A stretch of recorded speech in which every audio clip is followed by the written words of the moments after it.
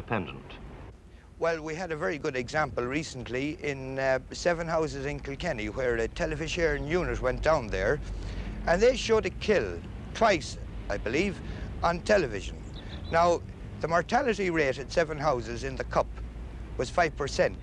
Now, they showed one kill, but they didn't show the other 19 where the hare wasn't killed. And I think that clubs are correct in a way to stop people going in and picking out the worst points of it. Now, people going coursing do not like to see the hare being killed. And they don't go to see the hare being killed. They go to see the hare being worked, which is his job. That's what he's bred for. But they go to see the dogs being worked. I saw a greyhound break his neck in Cork at one meeting not so long ago. Well, it was a few years ago. But the emphasis is not on killing, it's working the hare. And that's what people then go along and they see these things on television, they see the photographs of a kill in the paper and they get hysterical.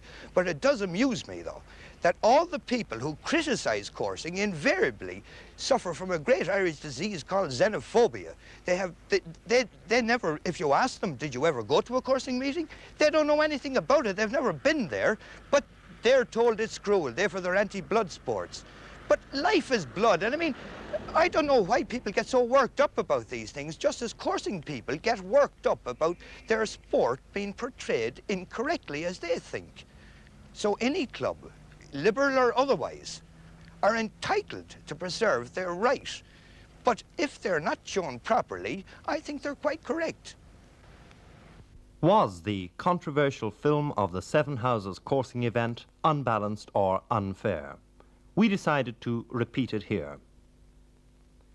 No picture cuts whatsoever have been made to the order, content, or length of these 8 coursing sequences. This is course 1.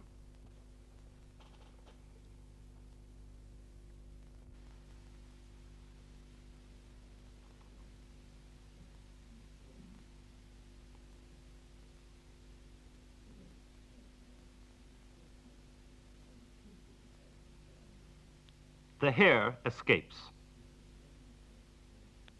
Course 2 begins.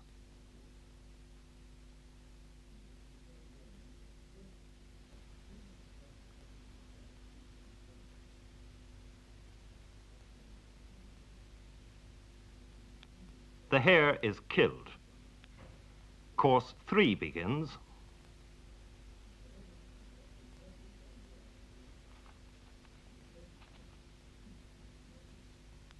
The hare escapes. Course 4 begins. The hare escapes.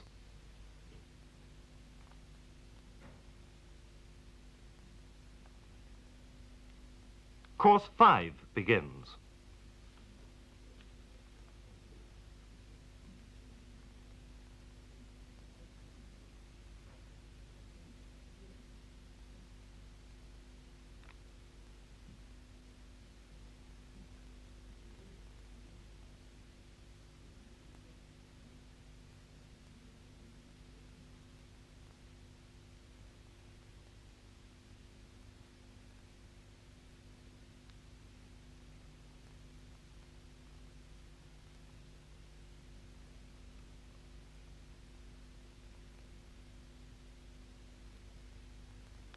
Again, the hare escapes.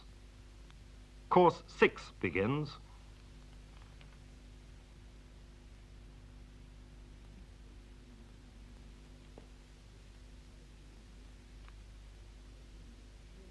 The hare escapes. Course 7 begins.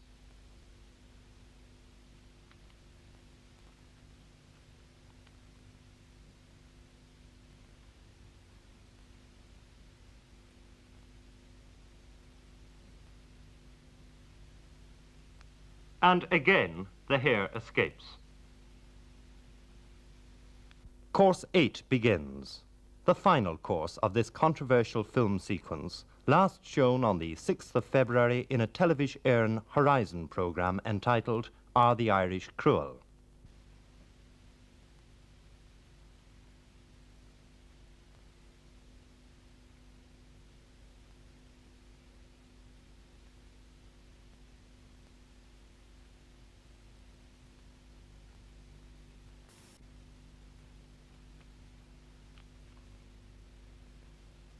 The Hare escapes. While the cameras of the Irish television service remained outside the gates of Cloonana, the sporting public, including many overseas visitors, drove in unhindered throughout the 3 days of the Irish Cup meeting. Whether the film of the Seven Houses event was unfair must remain a matter of individual opinion.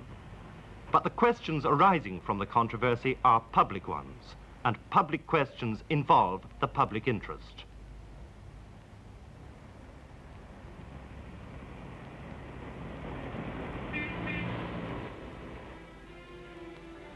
We took our cameras and our questions a short distance down the road to the home of the County Limerick Coursing Club's president and landlord, the Earl of Dunraven.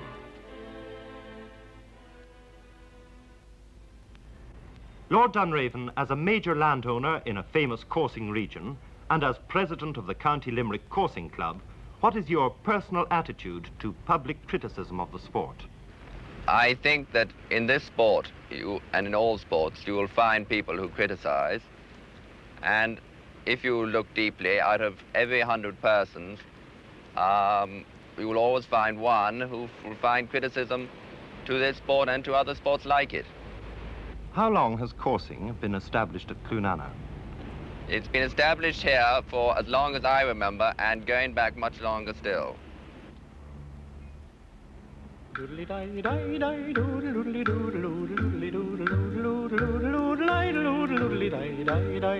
international status and popularity of the Irish Cup meeting is such that the crowds of this year will probably be repeated every season for many years to come. 6,000 people passed through the gateways of Cloonana during the 3 days of this year's meeting. Now they and the owners and the dogs and the officials and even the judges' mount scatter and separate to other meetings at other venues. Is it all worthwhile? We spoke to the chairman of Bord na Gán, Mr. Des Hanrahan, and the board's chief officer, Mr. Seamus Flanagan. Mr. Hanrahan, how does coursing help the Irish greyhound industry? The board's attitude to coursing has already been well defined. We regard it as the mainstay of a £1 million industry. Major fixtures such as Cloonana and the national meeting at Clonmel attract, in addition to many thousands of home followers, visitors from Great Britain, the continent and even America. The smaller meetings too play a very important part in stimulating interest in the sport, and they provide the testing ground for greyhounds that later on find their way into top-level track racing. For instance, this year's Irish Coursing Derby winner, Diddy's Pigalle, will in all probability start favourite for the English Derby. Coursing is one of the oldest of sports, and the fact that it has lasted for centuries is proof that it is of fundamental interest to the sporting public. We asked Mr. Flanagan to outline the chief responsibilities of Bord na Gán. Well, Bord na Gán was set up in July 1958 with, I would say, two main objectives. First, to promote and develop the export trade in greyhounds, and secondly, to control and regulate the greyhound racing section of the industry in particular. In fact, it exercises an overall general control over the entire greyhound industry, including sales and exports. Many of the overseas visitors at this country's greyhound meetings are potential or actual buyers. Are prospects good for the future of the Irish greyhound industry? We asked Con Keneally. Well, the Irish greyhound industry last year went over the million mark in exports. After the war, of course, they take anything that ran with four legs in England. I mean, Great Britain is our greatest export centre, and they spent a lot of money because their stocks were depleted during the war. Now, 8 or 9 years ago, I think 500,000 would have been a very generous estimate for the greyhound export.